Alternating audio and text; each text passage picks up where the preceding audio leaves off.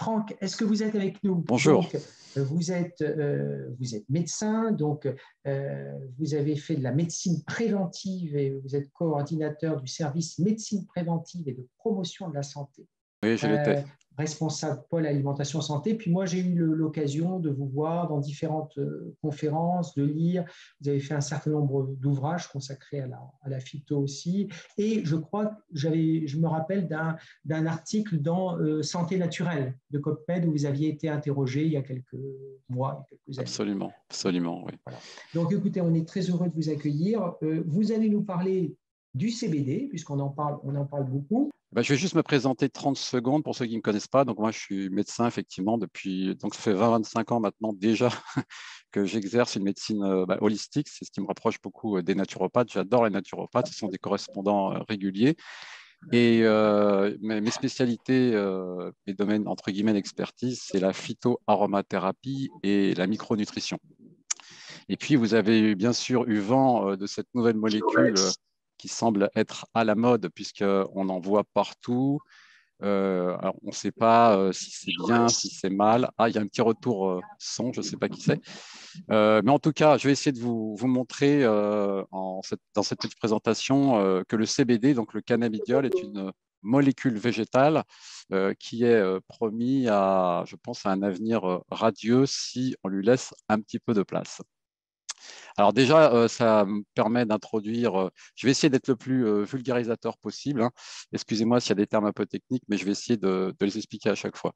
Donc, le système endocannabinoïde, c'est un système qui a été découvert suite déjà à la découverte dans les années 60-70 du fameux THC, hein, cette molécule planante maintenant interdite puisque considérée comme stupéfiante. Donc, c'était une équipe israélienne qui avait découvert cela dans les fleurs du cannabis, hein.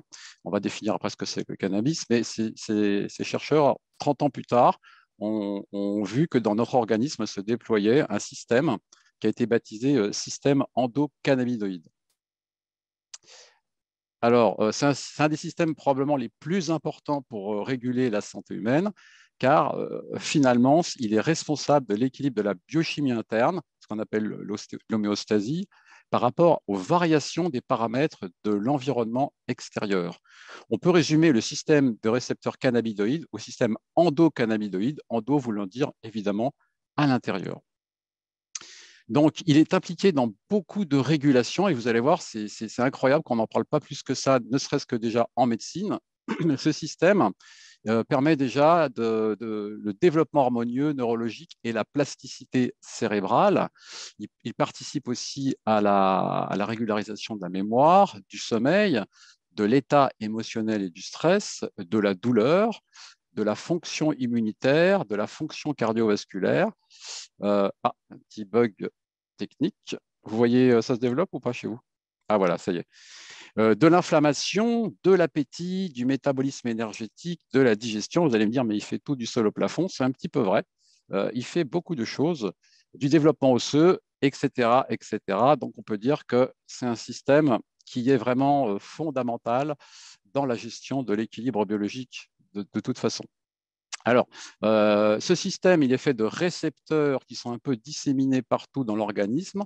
En regardant le petit bonhomme à droite, vous voyez qu'il y a deux sortes de récepteurs pour l'instant identifiés, les CB1 et les CB2. Les CB1 étant surtout localisés plutôt dans le système nerveux central, mais finalement, on en trouve aussi un peu ailleurs avec du CB2. Et finalement, le système nerveux central, on va dire que c'est le cerveau, le cervelet, la moelle épinière, et périphérique, les nerfs aussi en sont pourvus. Alors, on en trouve aussi dans les muscles, dans les globules blancs, ces récepteurs, les adipocytes, les cellules vasculaires, l'appareil urinaire, l'appareil reproducteur, le cœur, l'appareil ostéo-articulaire, et surtout, pour une bonne part, dans le système immunitaire. Alors là, c'est un petit tableau qui vous montre la répartition des CB1 et des CB2. Vous avez en abscisse les localisations, hein, cerveau, cervelet, cortex. On voit que là, les CB1 sont vraiment disséminés de façon importante dans ces zones-là. Et ensuite, les CB2, c'est plutôt pancréas, moelle osseuse, thymus, rate, amygdale. Donc, on voit qu'il y a une grande partie du système CB2, récepteur CB2, qui est plutôt sur le système immunitaire. Alors, comme leur nom l'indique, les cannabinoïdes sont synthétisés par l'organisme, donc en interne, en endo, et c'est l'anandamide, la première molécule qui a été identifiée comme le premier endocannabinoïde, parce qu'il fallait bien que sur ces récepteurs aillent des choses naturelles que produisait notre corps, et on les a identifiées, donc on l'a appelé AEA. Bon, c'est un nom un peu compliqué, c'est le N-arachidonyléthanolamine. Un peu compliqué, on va l'appeler AEA. Le second qui a été découvert un peu plus tard, c'est le 2-arachidonylglycérol, qu'on va aussi résumer sous le vocable 2-AG. Et puis, j'ai identifié celui-là parce qu'on le trouve dans les compléments alimentaires en ce moment depuis quelques années. C'est le PEA, le palmitoléthanolamide, qui était également un endocannabinoïde, qui va donc aussi moduler ces récepteurs CB1 et CB2. Et lui, c'est un dérivé de l'acide palmitique. Alors, les deux premières molécules, l'anandamide, donc l'AEA et le 2-AG, sont considérés comme les principaux endocannabinoïdes chez les mammifères d'ordre supérieur, dont les humains. Donc là, vous avez un magnifique schéma avec la bicouche de phospholipides, c'est-à-dire la membrane cellulaire. Donc au-dessus, c'est l'extérieur. Au-dessous, c'est l'intérieur de la cellule. On voit qu'il y a des récepteurs transmembranaires qui vont accueillir potentiellement des neuromédiateurs, ça peut être acétylcholine, sérotonine, dopamine, tout ce que vous voulez. Et on voit que dans la membrane cellulaire, alors ça va vous intéresser particulièrement parce que plus on a alimentation riche en produits animaux, plus on va être riche en acide arachidonique membrane, vont être composés. Donc on voit que l'acide arachidonique a été résumé sous le terme ARA. Et puis il y a toute la filière des oméga 3, EPA, DHA, et le DHA il est surtout structurel au niveau du système nerveux central. Et on voit que le DHA, voilà, c'est inséré dans la membrane. Et donc à partir de ces briques élémentaires, à l'intérieur du cytoplasme de la cellule, on va fabriquer, vous voyez tout au milieu, on voit endocannabinoïdes et on voit qu'à partir de l'acide arachidonique, on va pouvoir fabriquer deux endocannabinoïdes dont on vient de parler, le 2-AG et le AEA. Et puis le DHA, qui est donc un produit terminal de la filière oméga 3, va permettre de produire du DHEA. Alors, ce n'est pas du D-épiandrostérone, la fameuse hormone DHEA, c'est autre chose. C'est un autre sigle qui est un intermédiaire de la DHA. Donc là, vous voyez qu'en fait, on fabrique les endocannabinoïdes en interne à partir de la membrane. Et puis, l'excédent est récupéré de toute façon par la membrane. Voilà, rien ne se perd, tout se transforme dans la nature. Alors, l'anandamide, ensuite, est absorbé par les neurones et les astrocytes. Alors, je rappelle que les astrocytes, c'est le tissu entre les cellules, c'est le tissu glial. C'est beaucoup plus que le nombre de neurones. C'est un tissu qui est nourricier, qui permet la cicatrisation, etc. Donc, on voit que l'anandamide joue à la fois sur les neurones, mais aussi sur le tissu glial, qu'on appelle la glie aussi. Et il peut être d'ailleurs retransformé en acide arachidonique. Alors voilà, que ce soit l'anandamide ou le 2-AG, ils se lient aux récepteurs CB1 et CB2 pour émettre leurs effets de modulation sur ces récepteurs. Et donc, vous allez vous apercevoir que qu'est-ce qui module? Eh bien, il module la sensibilité de la sérotonine, de la dopamine, du gamma, qui est l'organisme freinateur en quelque sorte du système nerveux central, le glutamate, qui est un système un peu excitateur. Et donc, ils vont intervenir finalement dans quoi? Dans la douleur, dans l'inflammation, dans la réponse immunitaire, l'appétit, la thermorégulation, le métabolisme énergétique, la dépression, la mémoire, la fertilité. Vous voyez, c'est vraiment très large comme impact sur la santé et le bien-être. Donc, c'est là où on arrive à grands pas sur le CBD. Il y a d'autres substances d'origine végétale qui ont été identifiées, qu'on appelle des phytocannabinoïdes, donc pour le coup, et donc qui sont issues de fleurs de chanvre, qu'on appelle cannabis sativa dans la dénomination commune internationale botanique.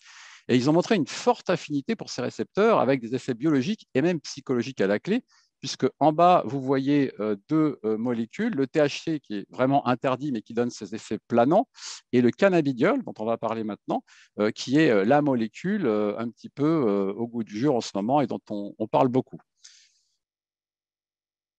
Alors, je rappelle que le THC, le tétrahydrocannabinol, est illégal en France, est catégorisé comme stupéfiant, et le CBD est une molécule légale, non addictive et non dangereuse, aux nombreuses propriétés.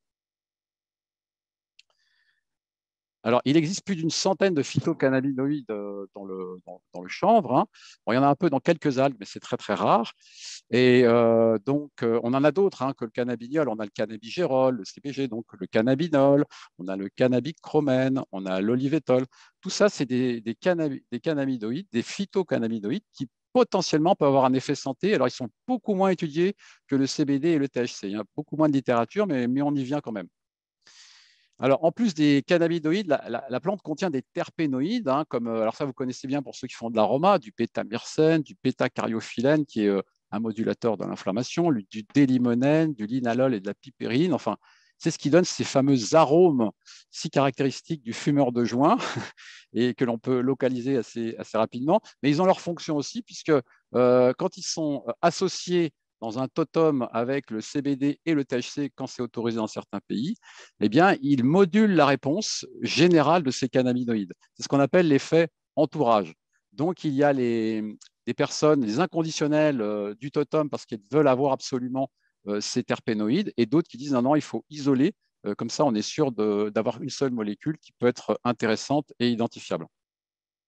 Alors là, c'est un petit une petite chromatographie qui montre qu'on peut identifier les différents cannabinoïdes dans une plante avec voilà, un examen assez facile que l'on fait d'ailleurs en aromathérapie pour identifier les chémotypes, hein, qui est la carte d'identité des huiles essentielles, par exemple. Bon, alors là, je vais passer vite, mais on voit que déjà, quel que soit le phytocannabinoïde, ils sont promis à des différents effets physiologiques que vous avez en anglais. Désolé pour l'anglais en bas, mais on comprend tout à fait à quoi ça sert. Et on voit que quand même que le THC, il n'est pas tout à fait dans la plante. C'est le fait de chauffer au moins 105 degrés. Et on comprend pourquoi le joint fonctionne.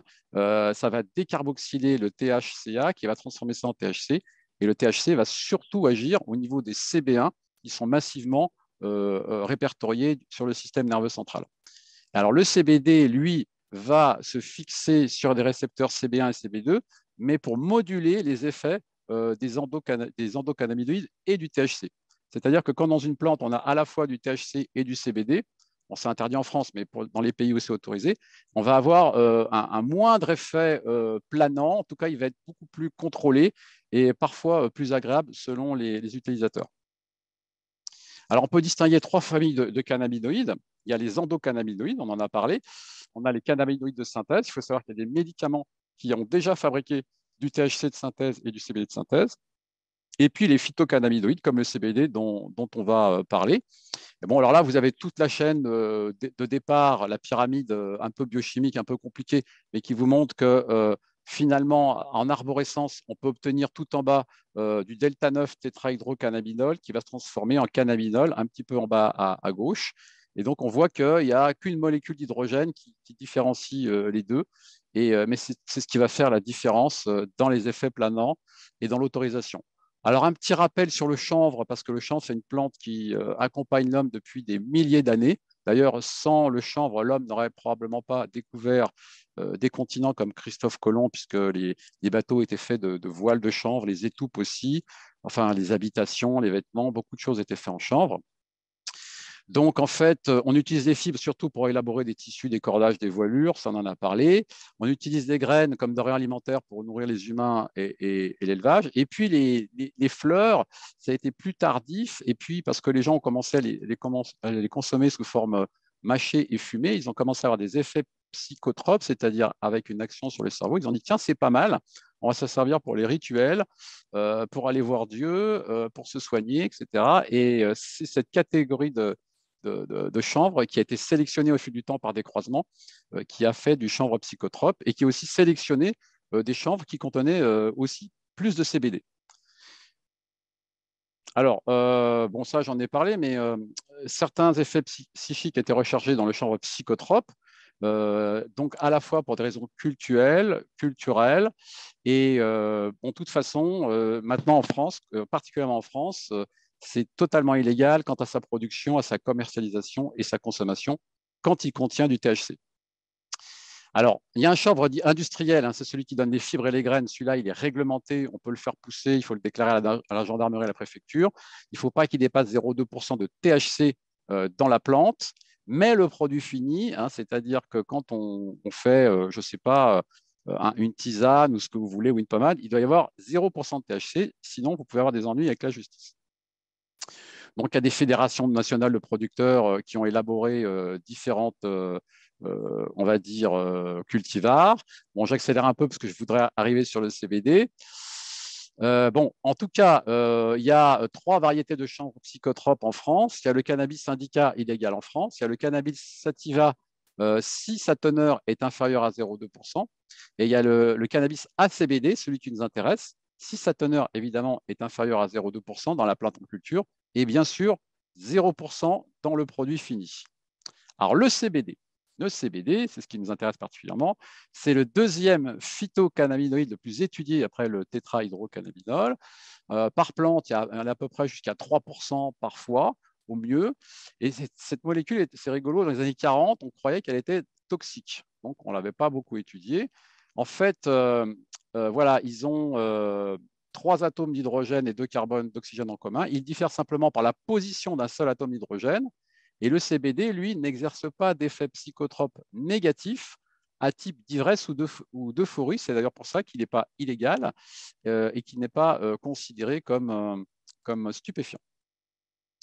Donc, le CBD a fait l'objet d'environ, c'est plus maintenant, ça va être au moins 2500 références scientifiques, dont la moitié ont été publiées ces 5 dernières années.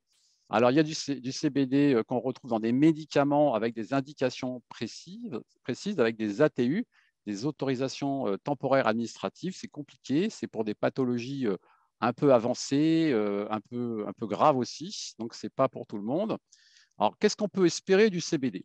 Alors, en dehors du fait que le CBD dans des médicaments comme le Sativex et le Canador sont réservés officiellement à des traitements de pathologies sévères, comme je viens de le dire, ou résistantes à des soins conventionnels, comme les crises épileptiques de l'enfant, etc., ou les spasmes douloureux de la sclérose en plaques, ou des personnes qui sont très amaigries avec, par exemple, un cancer à un stade avancé, eh bien, on va avoir d'autres propriétés très intéressantes qui vont nous intéresser, nous, professionnels du bien-être et de la santé.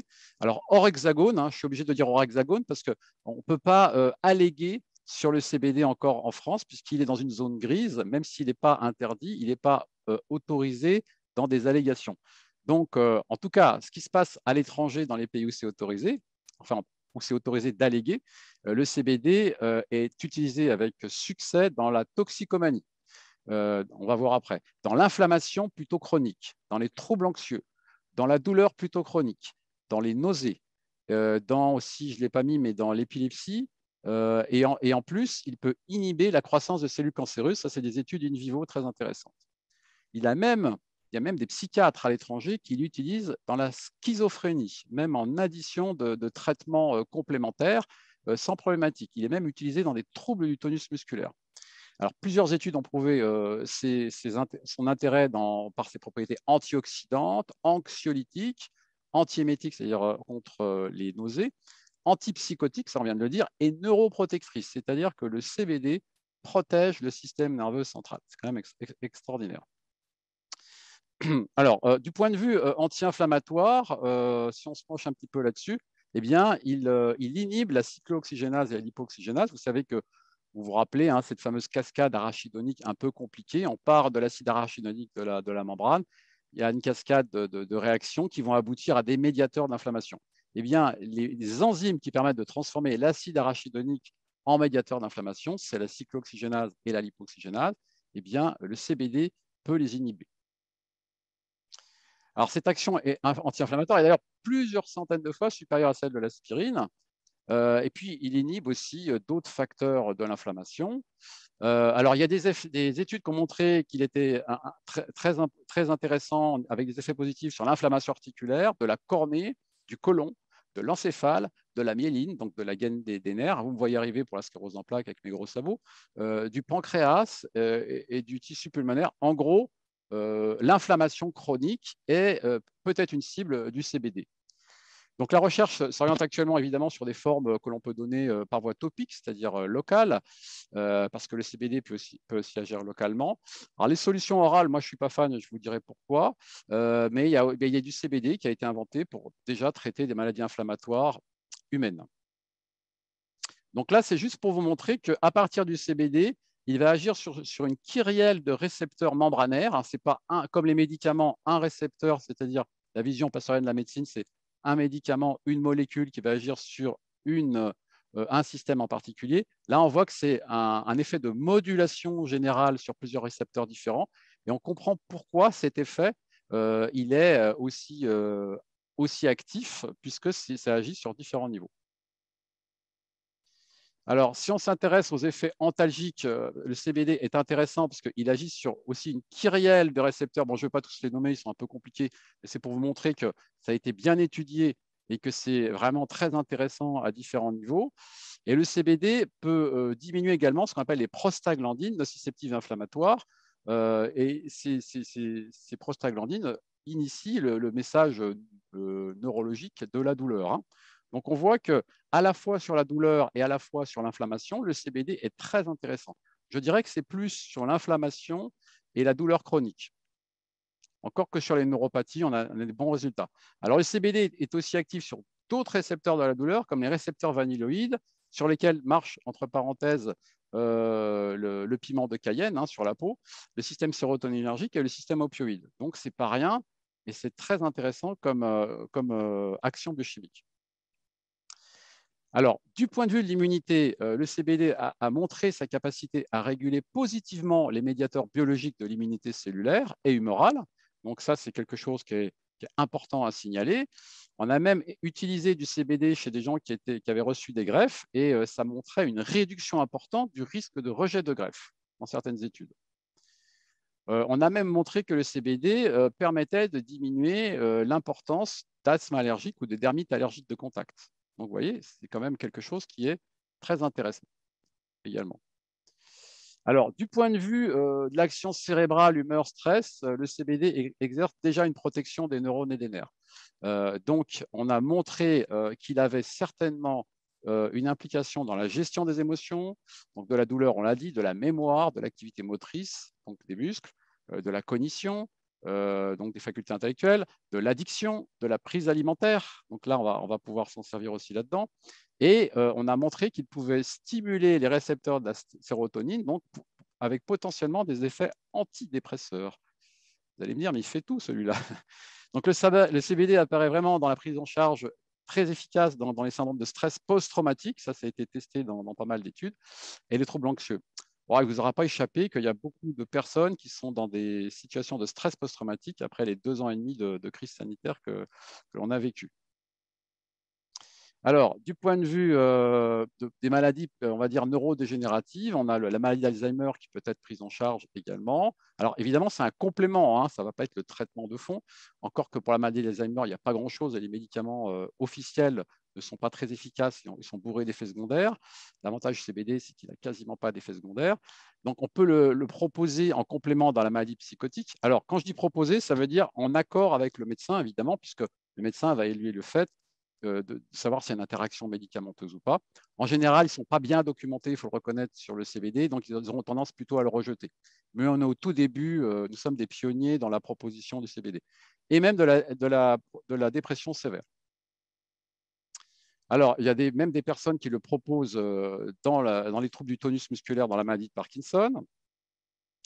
Alors, bien sûr, le CBD peut, en fonction de la dose et de la sensibilité, améliorer même des troubles du sommeil. Et moi, mes premiers résultats chez des patients, ça a été de donner du CBD sous forme huileuse sous la langue à 1 ou 2 gouttes le soir. Et j'ai eu des résultats chez des personnes qui avaient des troubles du sommeil depuis très, très longtemps.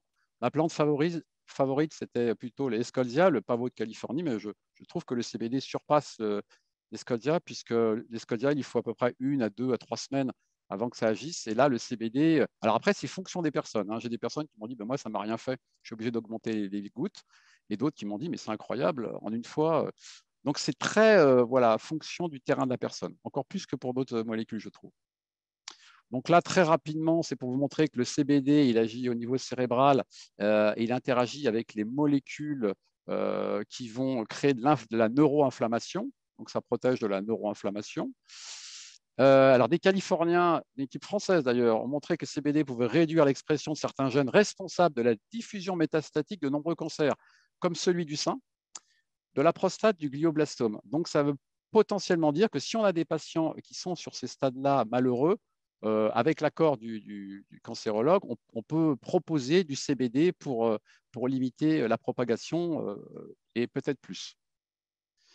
Alors, le CBD, il est aussi anti-angiogénique, c'est-à-dire qu'il va empêcher la formation des vaisseaux nourriciers des tumeurs par apoptose cellulaire. Alors, on a remarqué aussi qu'il améliorait l'efficacité et la tolérance des radiothérapies et des chimiothérapies. Donc, il permet d'en diminuer d'ailleurs substantiellement les doses dans les pays où ils l'ont considéré comme tel et utilisé. Alors, on a montré que le CBD était très intéressant aussi dans les formes sévères d'épilepsie de l'enfant résistant au traitement conventionnel. Donc, malheureusement, les neurologues français regardent le CBD avec un peu de circonspection, mais ils sont capables de proposer des nouvelles molécules Dominique, en pardon, essuyant les plâtres. couper ton micro, s'il te plaît, Dominique Boreille. Ah, les joies du direct. Donc voilà, le syndrome de Lennox-Gastaut qui est très connu en pédiatrie, parce que c'est un syndrome où on a de l'épilepsie difficilement contrôlable. Bon, voilà, on met des doses assez importantes, mais on réduit la fréquence. Il y a des vidéos très impressionnantes sur Internet de personnes qui ont mis leurs enfants sous CBD et qui faisaient des crises à répétition avec vraiment des diminutions très spectaculaires. Alors, et dans ces études, on a donné du CBD. Le CBD était bien toléré. Les effets indésirables étaient à forte dose. Encore une fois, ce n'est pas les doses où nous, on va les utiliser, mais un peu de diarrhée, un peu de somnolence. Et finalement, ça n'a rien à voir avec les effets secondaires des médicaments conventionnels dans ce cadre-là. Alors, pour les gens qui veulent tenter de réduire l'usage du tabac, on a montré dans certaines études que ça pouvait aider à réduire de 40% leur consommation de cigarettes.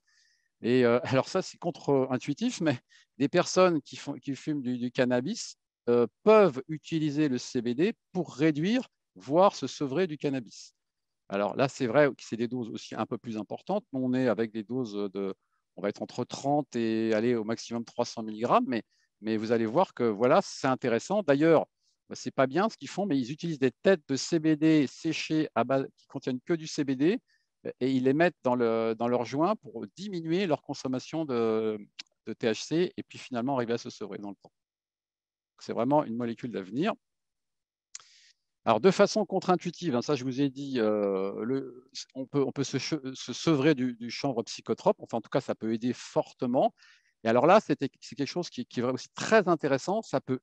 C'est utilisé par des spécialistes de psychiatrie dans d'autres pays comme substance de renoncement pour se sevrer à des drogues très dures comme l'alcool, les opiacés et la cocaïne. Donc, ce n'est pas rien quand même. Alors, le CBD peut être même être indiqué dans les nausées et les vomissements, quand vous avez des résistances avec les traitements habituels. Enfin, moi, j'aime bien utiliser le gingembre déjà. Le CBD pourrait être utile pour lutter contre l'ostéoporose. Alors, le meilleur traitement, c'est la marche, mais on a aussi des traitements, on va dire, intéressants. Bon, vous connaissez, il faut lutter contre l'acidose et compagnie, mais le CBD peut être un additif supplémentaire. Alors, moi, c'est juste un petit aparté pour vous dire que le CBD, pour moi, c'est une substance adaptogène. Donc, une substance adaptogène, c'est comme le ginseng, l'ashwagandha, la rhodiole. C'est une plante ou une substance végétale capable d'augmenter les capacités de défense d'un organisme pour résister à tout type de stress, que le stress soit d'origine physique, psychique, chimique, etc. Alors, moi, je le catégorise, je n'ai pas hésité à le catégoriser, puisque d'abord, on a montré qu'il était multi-cible comme tous les adaptogènes, qu'il n'y avait pas d'activité spécifique et qu'il pouvait agir à la fois sur les troubles de l'humeur, les troubles du sommeil, le stress chronique, les addictions, les psychoses, l'épilepsie et bien sûr l'inflammation, l'antalgie. Il peut moduler positivement le système immunitaire. Et surtout, le profil toxicologique du CBD, c'est qu'il a un excellent bénéfice-risque avec des effets secondaires rapportés plutôt rares et bénins. Donc, pour toutes ces raisons, on peut le considérer comme un adaptogène. Alors, comment s'utilise le CBD? Alors, je ne vous enjoins pas à l'utiliser, c'est juste pour vous montrer comment c'est utilisé et comment bien l'utiliser. Juste une petite précaution, à forte dose, on ne va pas le donner chez les personnes qui ont des problèmes de foie. Voilà, retenez problème de foie, quel que soit le problème de foie.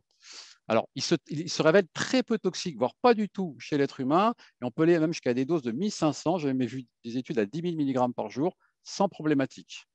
Donc, il n'y a pas de problème de surdosage. En revanche, par voie orale, et c'est là où le bât blesse, il possède une faible biodisponibilité. Il faut savoir que par le foie, il est métabolisé jusqu'à 80%, c'est-à-dire qu'il est détruit par le foie. Donc, on va préférer une pulvérisation plutôt bucco-muqueuse et plutôt en sublingual. Donc, vous voyez les demi-vies qui sont intéressantes.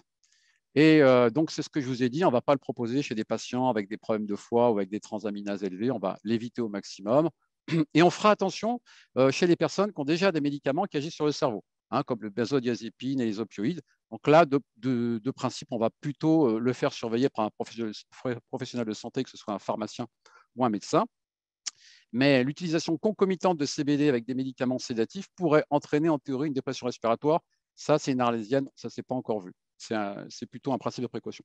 En tout cas, les effets secondaires principaux reconnus, c'est fatigue, somnolence, sédation, mais très peu, et ça diminue avec le temps. Alors, je suis obligé de vous dire qu'il y a des personnes qui ont utilisé du CBD à forte dose et ils ont eu une augmentation des pensées ou des comportements suicidaires. Donc, s'il y a un changement d'humeur ou de comportement voilà, qui vous met la puce à l'oreille, à ce moment-là, on arrête et on envoie chez le médecin pour évaluer l'humeur. Donc, les formes médicales du CBD, ça, c'est les formes conventionnelles, ça ne nous intéresse pas. La forme fumée, je ne la recommande pas, évidemment, puisque c'est les effets délétères de la fumée de combustion qui ne sont pas terribles. La forme vapotée est intéressante. Elle ne contient en France que 6% maximum de CBD et bien sûr 0% de THC. Donc ça peut intéresser des gens qui sont déjà fumeurs et qui vapotent et qui veulent se sevrer, leur dire passez à une forme vapotée, vous allez pouvoir vous sevrer beaucoup plus facilement. La forme topique cutanée, c'est en plein développement. On va certainement voir des crèmes, des topiques, des gels qui vont sortir pour une diffusion loco-régionale. La forme suppo, voie d'avenir, très probablement. Et celle qui va nous intéresser, c'est la forme sublinguale, la plus conseillée, à la fois pour éviter le premier passage hépatique, donc de destruction du CBD, mais aussi pour avoir un effet rapide. Et on va privilégier, autant que faire se peut, plutôt un extrait huileux.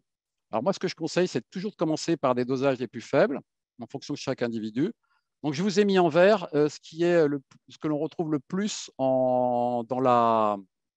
en tout cas en disposition, dans le commerce, c'est soit du 5%, soit du 10%, soit du 15%, soit du 20%, soit du 30%. En général, on commence par du 5%. Ça correspond à 2 à 2,5 mg par goutte de CBD en quantité. Et on commence par 1 à 2 gouttes sous la langue. On attend, on regarde le résultat, on attend l'effet attendu. Si on n'a pas, eh ben on augmente de 2 gouttes en 2 gouttes tous les 3 à 5 jours. Et puis, on peut aller jusqu'à 20 gouttes par jour pour du 5%. On peut aller jusqu'à 20 gouttes par jour pour du 10 ou du 20%. Alors après, le 20 et le 30%, c'est plutôt réservé aux des gens qui ont très, très mal ou qui ont des fortes inflammations. Parce que si vous arrivez avec du 5%, à mon avis, ça ne marchera pas. Eh bien voilà, j'ai fini ma présentation et j'ai vu que vous présentiez des livres. Je n'ai pas hésité à présenter mes 2 petits derniers. Donc, ceux qui veulent aller plus loin pour connaître un peu plus le chanvre dans sa globalité, il y a une partie qui est réservée d'ailleurs au CBD. Il y a une riche bibliographie intérieure. Et en partenariat avec le laboratoire COPMED, que j'affectionne pour sa qualité, on a créé un ouvrage qui s'appelle Longévité et pleine santé avec une jolie bibliographie où on parle des meilleurs ingrédients naturels, donc à la fois en micronutrition et à la fois en solutions végétales. Eh bien voilà, j'espère que je suis dans le temps. Oui, je suis dans le temps. C'est un petit peu un marathon, mais je crois que j'y suis arrivé. Je ne vous entends pas, votre micro est coupé, Frédéric. Votre micro est toujours coupé, Frédéric. Mettez votre son. Votre micro est coupé, Frédéric. Vous m'entendez là? Voilà. Je dis malgré la concision dont vous avez fait preuve, vous nous avez vraiment très intéressés. Et puis, vous êtes resté très pédagogique. Donc ça, c'est formidable.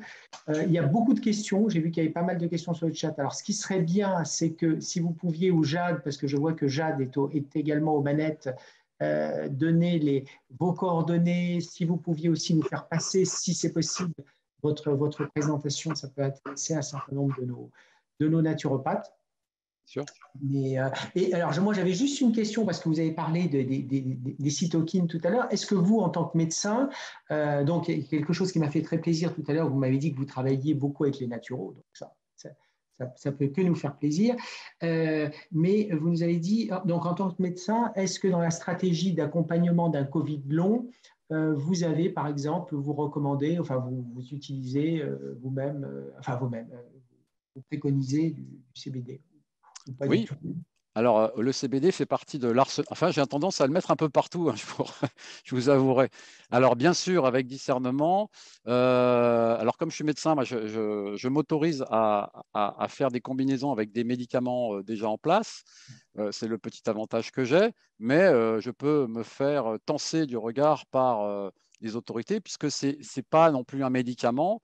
Et encore une fois, il n'est ni autorisé ni interdit. Donc, on est aux frontières du mode d'utilisation en France. Mais cela étant, je le dis toujours, la population ne nous a pas attendu. Ils utilisent déjà beaucoup le CBD sous différentes formes, avec des qualités extrêmement variables. Donc, entre parenthèses, le laboratoire Copmed a sorti un isolat qui est très, très bien réussi du point de vue qualitatif.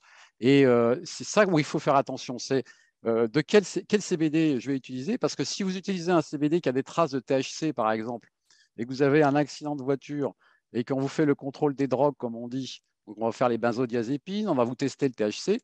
Et puis s'il y a du THC, ben, votre assurance, ça ne va pas vous couvrir. Vous voyez, c'est des choses quand même importantes à savoir. Même si ça a l'état de trace, et même si le THC n'est pas en dose suffisante pour créer un accident, vous allez être incriminé là-dessus. Donc il faut vraiment faire attention qu'il n'y ait vraiment pas de THC à l'intérieur, pas parce que c'est dangereux, mais parce que c'est illégal et on va se faire embêter. Et puis aussi, voilà, donc il faut faire attention au sourcing, c'est-à-dire quel est le fabricant, comment c'est présenté. Et puis, donc moi, je suis très favorable à l'utilisation du CBD plutôt en solution huileuse et plutôt sublinguale pour les raisons que j'ai évoquées. Bien. Bon, eh bien, écoutez, merci de nous avoir rejoints pour ces rencontres professionnelles. Merci à vous de votre invitation.